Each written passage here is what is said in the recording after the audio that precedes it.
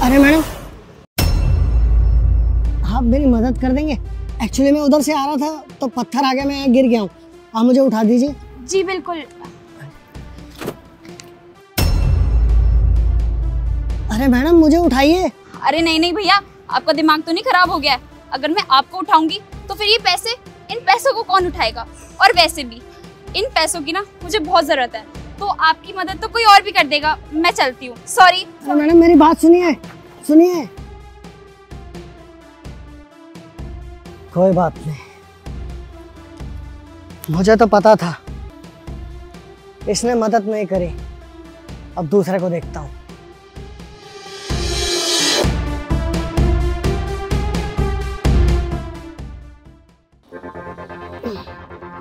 अरे भाई साहब, क्या आप मुझे उठा देंगे? अच्छा उठाना है, उठाता हूँ ना।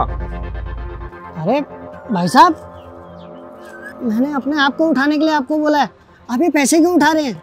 मेरा दिमाग खराब है क्या कि पैसों को छोड़ के तेरे को उठाऊं मैं? अरे भाई साहब, आप मुझे उठा दीजिए, भले आप ये सारे पैसे रख लीजिए।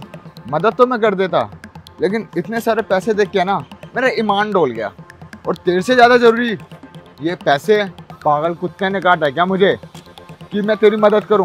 जैसे तू ऊपर बैठेगा ना पुलिस को फ़ोन कर देगा, इसलिए यहाँ पे पड़ा रहे और एंजॉय कर। मैं चला ये पैसे उड़ाने। अरे भाई, मैं पुलिस को फ़ोन नहीं करूँगा, आप मेरी मदद कर दीजिए और ये पैसे रख लीजिए।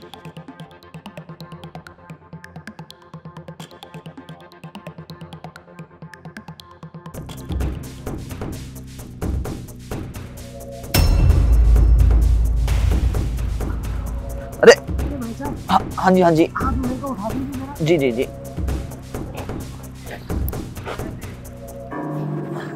आराम से बैठिए बैठिए, आप कोई दिक्कत वाली बात नहीं, बैठिए आराम से बैठिए, आराम से बैठिए।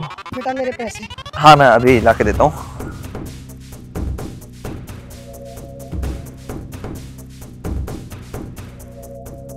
वैसे अंकल जी आप यहाँ पे गिरे कैसे? अरे बेटा, मैं वहाँ से आ रहा था, अचानक पत्थर आ गया और मैं नीचे गिर गया। वैसे बेटा तुम बहुत भले इंसान लग रहे हो, तुम कहाँ जा रहे हो? अंकल जी बस सामने कंपनी है, वहीं जा रहा था, मुझे वहाँ कुछ काम है। वैसे अंकल जी आप कहाँ जा रहे थे? मुझे भी बेटा बस वहीं कंपनी के नीचे किसी से काम है, तो मैं वहाँ जा रहा था। तो ठीक है अंकल जी, मैं आपको छोड़ देता हूँ। और बताओ अंकल जी क्या करते हो आप? वाह, आज का दिन तो काफी अच्छा था मेरे लिए। जॉब से पहले ही सारी सैलरी मिल गई। अगर आज नौकरी लग गई ना तो इन पैसों से अपने दोस्तों को पार्टी दे दूंगा। वैसे बेटा तुम बुरा ना मानो तो एक बात पूछो तुमसे। हाँ जी अंकल जी पूछिए ना। बेटा तुम करते क्या हो? अंकल जी कुछ नहीं, बस बेरोजगार हूँ। आज भी इंटरव्यू के लिए जा रहा हूँ और मुझे पक्का उम्मीद है कि मेरी जॉब नहीं लगेगी। अरे बेटा ऐसा क्यों कह रहे हो? अंकल जी एक्सपीरियंस बता रहा हूँ। क्या है ना, मैं गरीब घर से हूँ, पैसा है नहीं अपने पास खास, खाली डिग्री तो है। इतने सारे इंटरव्यू दे लिए, हर जगह यही हो रहा है, या तो कोई नेता की सिफारिश ले आ रहा है या फिर कोई घूस दे दे रहा है। अपने पास दोनों में से कुछ नहीं है, तो भला कैसे जॉब लगेगी? बस एक नाकाम कोशिश और करने जा रहा हूँ मैं तो। लेकिन बेटा कोई तो ऐसी कंपनी होगी जो तुम्हारी काबिलियत और तुम्हारी क्वालिफिकेशन पे तुम्हें जॉब देगी। अंकल जी बातें अच्छी हैं बट सिर्फ सुनने में, इसलिए अब मेरे को इन बातों से ज़्यादा खुशी नहीं होती। खैर अगर होगी ऐसी कोई कंपनी तो लग जाएगी हमारी भी जॉब भी। बाकी आपको मैं अभी छोड़ के आता हूँ, आप टेंशन ना लीजिए, ठीक है? तुम सही कह रहे हो बेटा, मैं दिल से दुआ करूंगा कि तुम्हारी इस कंपनी में नौकरी जरूर लगे। धन्यवाद अंकल जी, चलिए मैं आपको छोड़ देता हूँ। ठीक है बेटा।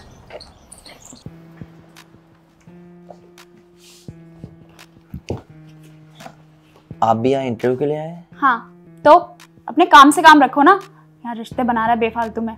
आप तो बहुत ज़्यादा बदतमीज़ हैं। मैं तो आपसे प्यार से बात कर रहा था और आप है कि ऐसे बात कर रहे हैं। ऐसे बात करता है कोई इसे?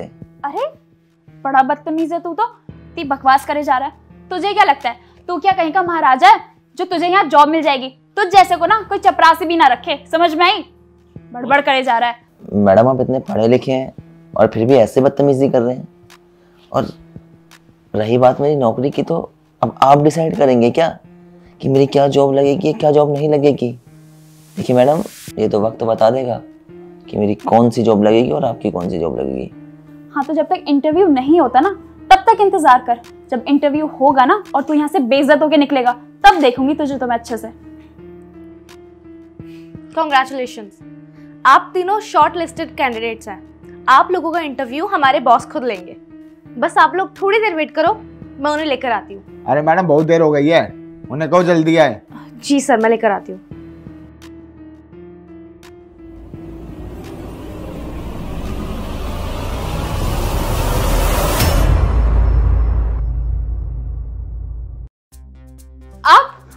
आप यहाँ के बॉस हो?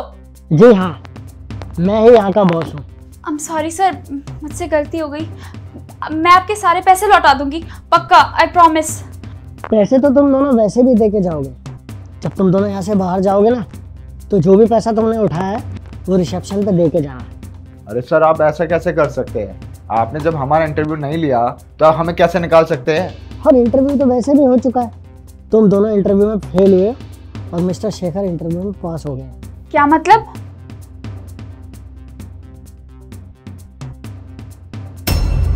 सर आप लंगड़े नहीं हो?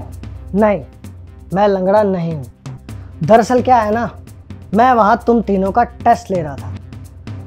मैं देखना चाहता था कि जो भी एम्प्लॉय मेरी कंपनी में जॉब करने के लिए आ रहा है वो ईमानदार है भी या नहीं। लेकिन तुम दोनों के अंदर तो इंसानियत नाम की जरा सी भी चीज़ नहीं है। अरे तुमने मेरी मदद नहीं करी। एक इंसान जो कि बुजुर्ग है और अपाहिज है, वो वहाँ सड़क पे घिरा हुआ है और तुम दोनों ने उसकी इतनी सी भी मदद नहीं करी। तुम दोनों मेरे पैसे उठा के चले गए। और ये मिस्टर शेखर जिन्होंने मेरी मदद भी करी और मुझे मेरी मंजिल तक भी छोड़ा और एक ईमानदार सच्चा इंसान है। सर आखिर इसमें ऐसी क्या काबिलियत है जो हम दोनों में नहीं है? क्वालिटी, सबसे बड़ी क्वालिटी है इनके अंदर ईमानदार और लॉयल्टी, जो तुम दोनों के अंदर बिल्कुल भी नहीं है। वैसे शेखर, मुझे एक बात समझ नहीं आई, तुम्हें तो पैसों की जरूरत थी, तुमने वो पैसे क्यों नहीं लिए? सर दरअसल बात यह है ना, पैसे की ज़रूरत तो मेरे को है, लेकिन मैं अपनी ज़िंदगी में वो पैसे चाहता हूँ जो मेरी खुद की मेहनत के हों। वो पैसे नहीं चाहता जो बेईमानी से कमाए हों, क्योंकि बेईमानी से कमाए हुए पैसे कभी नहीं फलते। पैसा वही फलित होता है जो इंसान अपनी मेहनत से कमाता है, ईमानदारी से कमाता है, क्योंकि इसमें इंसान को कहीं ना कहीं वही मिल रहा होता है जो इंसान डिज़र्व करता है। वहीं दूसरी ओर जो बेईमानी से कमाया हुआ पैसा होता है, इसमें कहीं ना कहीं लोगों की हाई होती है, लोगों की बद्दुआएं होती हैं। और सर आपको तो पता ही है ना, किसी की बद्दुआएं पाकर कोई इंसान अपनी ज़िंदगी में कभी खुश नहीं रह सकता। अगर खुशियाँ पानी है तो खुशियाँ पाने लायक काम करना होगा। खुशियाँ पानी है तो दूसरों के चेहरों पर खुशी लानी होगी।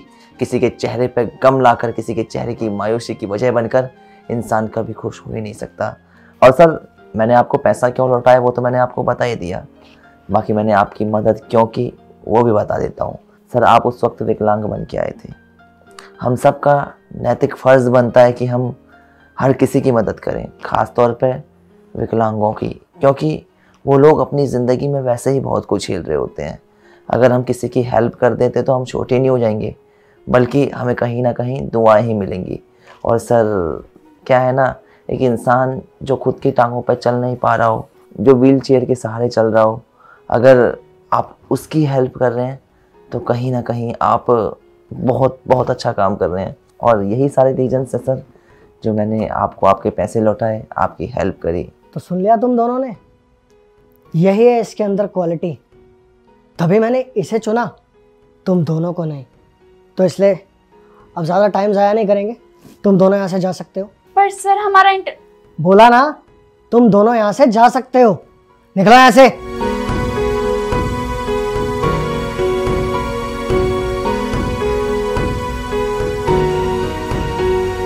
और मिस्टर शेखर, मुझे बहुत अच्छा लग रहा है जो मुझे तुम जैसा एम्प्लॉय मिला।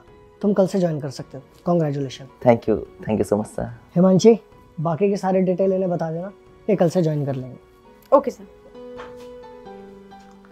तो यार सबसे पहले तो आप लोग ये बताएं कि आप लोगों को क्या लगता है कि इंसान की जिंदगी में ईमानदारी का होना कितना जरूरी है? ईमानदारी वो गुण है जो एक इंसान को असल मायने में एक अच्छा इंसान बनाता है।